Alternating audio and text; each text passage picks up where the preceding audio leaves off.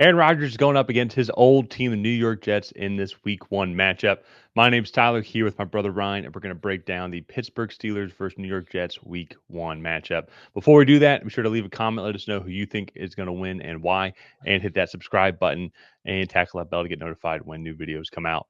And Ryan, this is going to be a fun one. It's the both these teams, I think, the Steelers, I think, are just naturally going to be middle of the road. The Jets, whole new face to the team. Obviously, Justin Fields coming in as quarterback, Aaron Glenn coming over as the head coach here.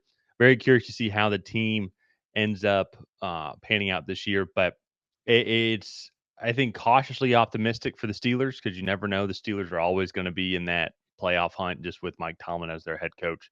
Going into this game here, what do you think are some of the key advantages for both of these teams that they need to capitalize on to win the game? Um, I think looking at the matchup here with Garrett Wilson and in this secondary, the Steelers moved on from Minka Fitzpatrick in the offseason. They did add Darius Slay, Jalen Ramsey, Joey Porter Jr. is now going into his third year, I believe, in the NFL. And so like they have some options there, but Jalen Ramsey, Darius Slay are older. Joey Porter Jr. Outside of press man, I think he struggled in zone coming out of college. But I don't know if he's fully developed as much as the team had really hoped. So I think that that'll be a matchup that Garrett Wilson can take advantage of. But with that being said, the quarterback play, Justin Fields is banged up. So I don't know how the quarterback play is going to be for the New York Jets. I think this offensive line and this running back room is also a strength for this Jets team. They have Olu Fashanu coming into his second season. They drafted Armand Membu. That interior has actually been fairly solid for a while, so they have a good starting five there.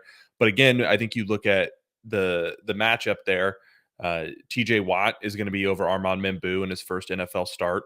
And Yeah. I think that it's just going to be a tough go of it, I think, for the Jets. So you just look, um, I think where they have good matchups, they might not be able to take advantage of it. And where they have strengths, I think the Steelers also have equal, if not more, strength in those matchups. So uh I am a little nervous about the Steelers like wide receiver room.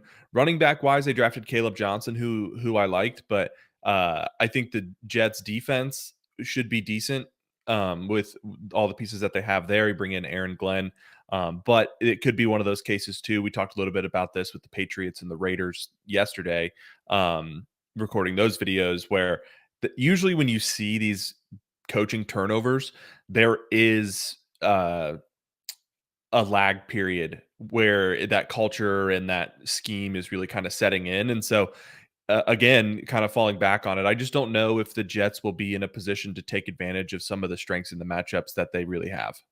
Yeah. I think that's what it's going to come down to. Just it's a big facelift just in general. I think for as you talked about for the Jets overall regime. Curious to see how Justin Field does in this situation. He is going to have the best receiver he's ever going to be thrown to in Garrett Wilson, but is that going to be enough? You're right. The Jets offensive line has taken strides. Their biggest issue was staying healthy overall, but I think they found Hmm. something in Olu. Curious to see how Armand Membu, but if Joe Tippmann, Elijah Vera Tucker stay healthy, John Simpson coming over as well. I think that is the makings of a solid offensive line for the next several years. But that being said, though, you're right, you still have T.J. Watt, Cam Hayward, going to have to deal with kind of Benton. So it looks like Derek Harmon might not play in this game, just as he's Yeah. dealing with an MCL sprain, so he might be out for a couple of weeks. But I do think that they made the right steps forward. It's definitely trading for Jalen Ramsey, signed Darius Slay in the offseason. Those are win now moves. Those guys are on the back Yeah. half of their careers, but still one of the top corners in the league. I would say above average corners when it comes to their overall performance. So they're Garrett Wilson is still probably going to be able to get open because he's that good, but Josh Reynolds going to get open like Xavier Gibson. Yeah. Like if Alan Lazard plays, is he gonna he's not gonna match up well against those guys, So that's where it's gonna Mm. be interesting on how they go about doing that. Are they gonna be able to run the ball with Brees Hall, Braylon Allen? And on the flip side too, it is still Aaron Rodgers. He's definitely on the back half of his career. I think he even said this is the last season that he will be playing. But still, he's gonna have more well-rounded options. I feel like than he did have in when he was in New York. One going to be a better offensive line, I would think. Gonna have, I would say, a comparable running back room, maybe a little less running back room, but DK Metcalf is your Garrett Wilson, I would say. But then he's gonna have a great tight end option. He loves his tight end options. I think Pat Fryermuth is gonna have a really good year this year, as Aaron Rodgers likes his tight ends. So I I think it's gonna be very fun to watch. Probably Aaron Rodgers like ride off into the sunset this season, and the Steelers, I think they're destined to be 10-7. I think they've been 10-7 for like the past several years, or nine Yeah. and eight in that range. So when it comes to this game, I just think when it comes to the overall more well-roundedness and less changes as a whole within an organization, I'm gonna go with Pittsburgh Steelers here winning on the road. I think their defense is gonna be what helps win them the game.